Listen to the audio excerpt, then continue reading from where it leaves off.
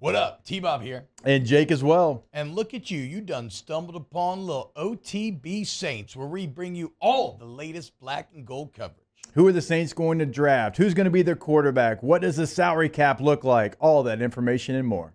Hope you enjoy it. Like, subscribe. Saints camp. We'll see where that goes as well. Let's talk about some of the position battles to watch. And like I said, there is one position battle that does stand head and shoulders above the rest. And that's going to be who's going to be the cornerback opposite of Marshawn Lattimore, okay? And it's going to be either Alontae Taylor or Paulson Adebo. Now, there's a sub-battle that'll take place likely, Jake, where whoever loses that will then probably fight with Bradley Roby to see who's going to be that nickel. I know they've been talking about training Taylor there already. Why the Taylor-Adebo is such a big deal, though, is because obviously whoever wins that is going to be opposite of Marshawn Lattimore.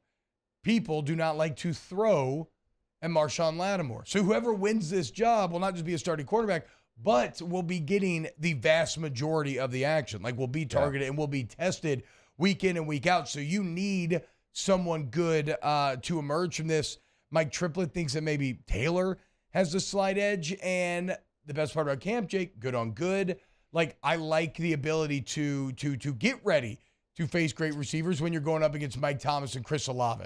I love Alontae Taylor. I think he is somebody that is going to really burst onto the scene. Not that he didn't last year, but you start to see what he can do. And when he got drafted by the Saints, I mean, I was very excited. I put a tweet out there. Saints fans, you'll thoroughly enjoy Alontae Taylor from Tennessee. He's an incredibly intelligent football player and just as impressive off the field. He gives you value being a guy that can play corner and also give you some safety help if needed. I mean, when they drafted him, I knew they were getting a player that was incredibly versatile, and he has shown that. Now, he's maybe even gone up a level of what I thought he could do. Yeah. And this is somebody that wants it all.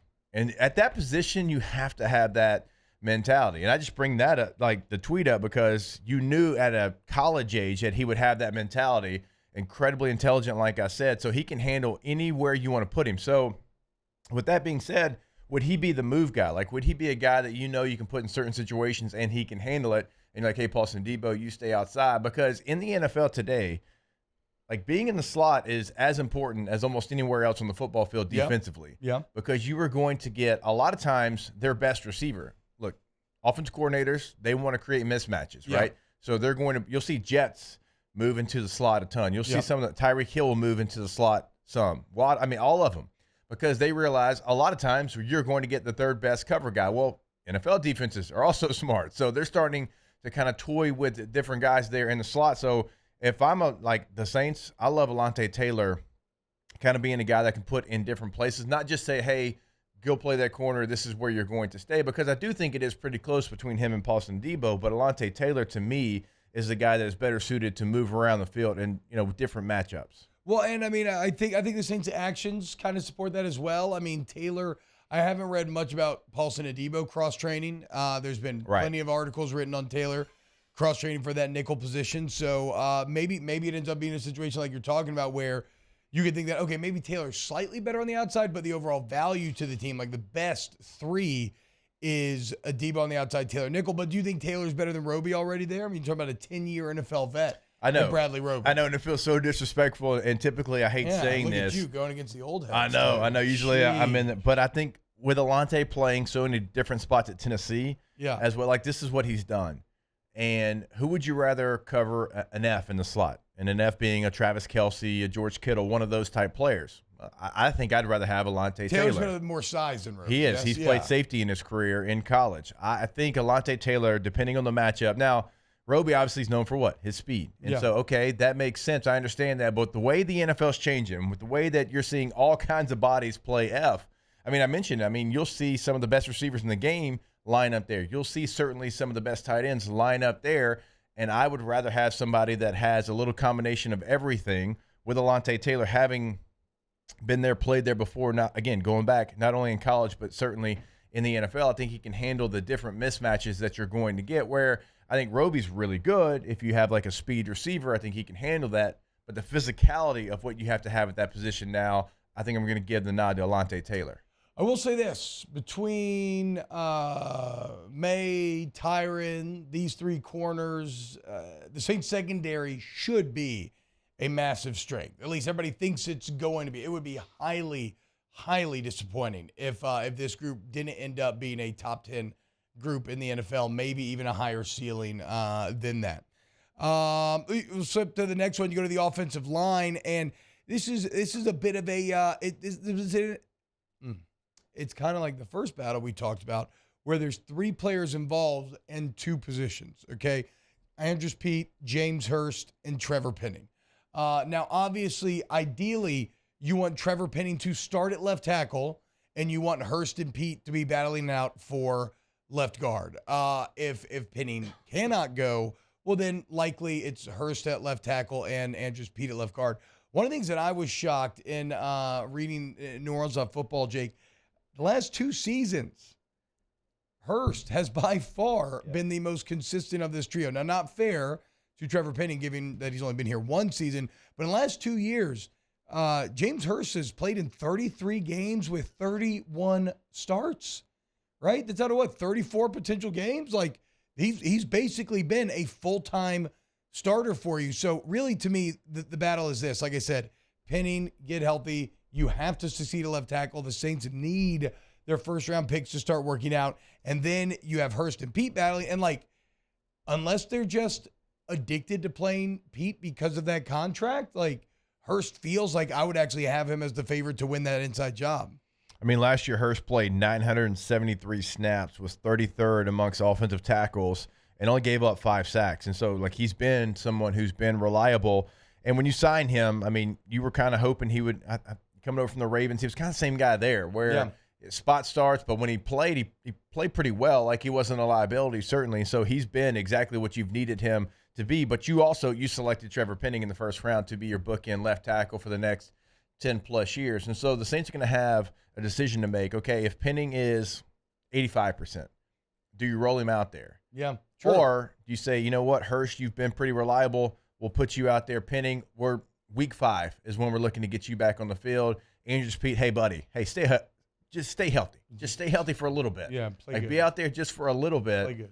Because, like, you have Hurst, and so if you want to make sure Trevor Penning is at full strength when he comes back, you do have the ability, because it's not a liability. But the Andrews Pete part of it is the interesting part, because of what he's getting paid, because he hasn't been reliable. Even when he's been in there, he's not been great. And so what do you do? Say we're in week 5. Hurst has been playing well, but Penning's ready to go.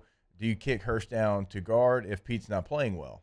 Yeah, and I mean, you raise another interesting point as well, which is like, what if Penning's the lack of health is interesting. You maybe can be a bit slower with him, but what if Penning's just not that good and he's struggling? Like, what if Hurst is demonstrably better? Maybe Hurst just wins that job, and then you end up with a Pete Hurst starting and Penning kind of backing up and continuing to try to develop. I mean, as we're going to look at with the next position battle, we've seen guys be slow to develop out of that first round. Then you have a very expensive swing tackle. Yeah, exactly. Right, exactly. Speaking of, let's flip over to the defensive side of the ball. Stay in the trenches, though. Look, I feel like when you're talking about on the edge, you're obviously in love with Cam Jordan. I think you're going to. I don't know how he's going to do this year, but you're definitely going to rely on Carl Granderson to be a huge role. And I would say Tano Passanio's role is pretty much set as well, though I guess he could get passed up. So it's kind of like, who else is going to join in? And then there's the couple of names that come to bear are Peyton Turner, going into his 3rd year now, and Isaiah Foskey, who is the rookie. What round was Foskey selected? Second round? Yeah. Who's a rookie who they are going to give an opportunity to make noise. And I want to focus on Turner for a second here, because Marcus Davenport has functionally been a lightning rod for Peyton Turner, right? In that he's kind of eaten all of the anger, all the disappointment of Saints fans, like all the bad press. And Peyton Turner's kind of just been floating around in the background a bit, because Marcus Davenport, because he was 2 first-round picks, Peyton Turner 1, et cetera, et cetera. Well, Marcus Davenport is gone now, and that spotlight's got to go somewhere.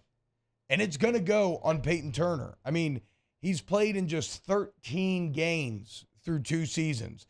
We're talking elbow, calf, shoulder, chest, and ankle injuries. That's troublesome. I know, because it's a little bit like, it's one of those guys where, for better, it's unlucky. I don't think it's like a skill thing, but when it's that many different injuries, that's just I don't. It's a red flag. It's a red flag. Now, I don't want to speak on someone's toughness because I don't know him. Yeah. He might be the toughest son of a gun in the locker room and just have bad luck. But also, you've played with guys. I've played with guys. I've played with guys like, look, you're never going to be 100%. Yeah. Like, I had a teammate in San Diego that I shared a locker next to, and they put me next to him to try to get him on the practice field. Because if he wasn't 100%, he wasn't going to go. Now, when he was out there. Well, he didn't feel like Zion. It's a lot of that, dude. I mean, we're joking. That is exactly the mentality he had, though. And I'm like, dude, when you're out there, and this is a first round pick. I'm like, when you're out there, he's a first you're rounder. a dude. Oof. But you got to be out there. Yeah. Like, there's something to that. So I don't know because I'm not in that locker room, but he has to get on the field because when you look at Carl Granderson, much better player. Yes. I mean, it's not even up for debate. Yeah. If you want to come up here and say Peyton Turner's a better player, you hadn't watched ball at all. Because Granderson actually played pretty well last year. And I would make Peyton Turner earn his right to even be in this competition. Well, and that's the thing is that, and Cam Jordan has and also I should add on, so he had in 2 years, 13 games, everything talking about his last year of college, he only played in 5 games due to COVID and a calf strain as well, which calf strain's a bit of a calf strain. I know, Jake. I know what you're thinking. I feel like that's maybe a bit of confirmation of the hypothesis that you were just speaking on. He did have a 2-sack game against the Raiders last year. I completely forgotten about. Did not really remember that. But he's also been a healthy and active at times. To your point, talking about making him earn it. And Cam Jordan was basically speaking on this, saying, we felt like we had a lot of depth this year, so kind of bring him along. But essentially saying, but no, this year he's going to be baptized by fire.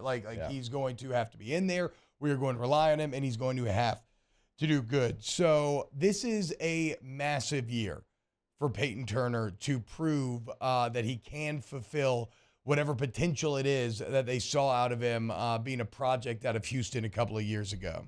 Carl Granderson was top 30 in the NFL in sacks last year. I mean, he had 8 sacks. Wow. So he was somebody that played at a high level. He's somebody that might not have the fanfare, obviously, not being a first-round pick, but he comes from a tough program in Wyoming. When you see those football players, exactly what you're going to get from them, everyone I've ever played with. And the Saints have to say, you know what? And they have, to your point about healthy inactives with Peyton Turner. Granderson, this is your job. I don't care where you were drafted. I don't care where Peyton Turner was drafted, okay? Because Sean Payton drafted Peyton Turner. He's coaching Denver now. So you don't have to have it's my guy, it's my guy, it's my guy. You got to play him like a lot of coaches and GMs will do. Well, when the guy that selected him and wanted him is no longer there, you don't have to cater to that guy. So if I'm the Saints, you go Granderson, you go Cam Jordan, and if you get beat out, it's because somebody came into this competition and beat that person out. Yeah, and to be clear, I expect Granderson and Cam Jordan to be the starters. You just need Peyton Turner to contribute. You need him to play and be available and be on the field. And then Foskey, let's just see what the rookie can do. Certainly. Kind of the same thing with Brian Brzee, right? Really want Brian Brzee to be able to step up and end the Saints' kind of woeful first-round defensive line streak here. Yeah. You need a little juice. Yes, that's a great point. And we hadn't talked about Brian Brzee a lot. No. And I realize because of the position that he plays, he's not going to get the fanfare of a receiver or a corner or certainly a quarterback. But it was your biggest position of need. Yep. And you went and got the guy that we said, like, the entire mock draft season, like, if you don't go quarterback, you're going to hope to get Brian Brzee. Well, you got him. Like, what's he going to do? What's his role going to be initially? Is it going to ease him in? Is he going to be a sub-down guy to start? Is he going to be a 4-down guy? It doesn't feel like maybe a 4-down guy, certainly to start, because you made a couple of free agent moves as well to bring in veteran players to maybe be that guy. Saunders and who else? I'm blanking off the top. That's a long time ago. Wow, just amazing black and gold takes right there, Jake. I don't think I've ever heard any takes that are better than the two guys that just gave you that take. And you can keep getting them by going ahead and liking, subscribing, ringing the bell to get notifications when we post. Have a great day. We'll see you on the next OTB Saints.